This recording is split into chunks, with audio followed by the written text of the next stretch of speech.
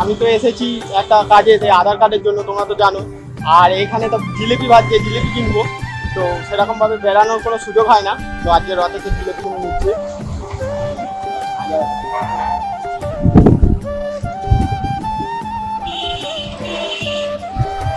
কারণ আমাদের ওখানে একটা জায়গাতে ভাজে, আমি ওখান থেকেই নিই। আর আমাদের শহরটা অনেকটা দূরে গ্রাম থেকে, তাই এখান থেকে নিয়ে নিই। যখন এলাম, সবসময় তো আসা সম্ভব হয় না, অনেকটাই দূর, 2 কিলোমিটার আসতে হয়। আর দেখি খুশি হয় নাকি। সকালে জিলাপি, হ্যাঁ। বিকেলবেলা তো খাই জিলাপি। তো রথ এসেছে। আমাদেরও আজকে নানান রকম রেসিপি হবে, তোমরা দেখতে থাকো ভিডিওগুলো। হ্যাঁ, তো দেখো আমরা তো চলে এসেছি একটুখানি খাওয়া দাওয়া করে। আমরা জিলাপি করবো না, অন্যরকম রেসিপি করবো। জিলাপি সকালবেলায় আমাদের নিয়ে চলে এসছে। দেখো কেমন খেতে, কারণ আমরা তো আমাদের এখানে খাই। আর এখন দেখে তো শহর, খেতে ভালোই মনে হচ্ছে।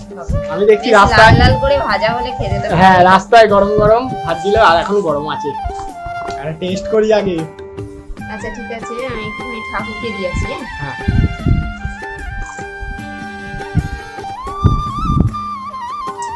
তো এখনো আমি হাত এঁটো করিনি, আমি ঠাকুরকে একটু দিয়ে আসি। ঠাকুরকে পুজো দিলাম এই মাত্র। না তুমি টেস্টটা বলো কেমন হয়েছে খেতে। দোকানের জিনিস তো দারুণ, আমরা বাইরে কিন্তু এই সোয়াবিন তেলের বলে কেমন একটা গন্ধ বেরোচ্ছে না? জিলাপিগুলো মজমচে আছে। ভালো লাগে।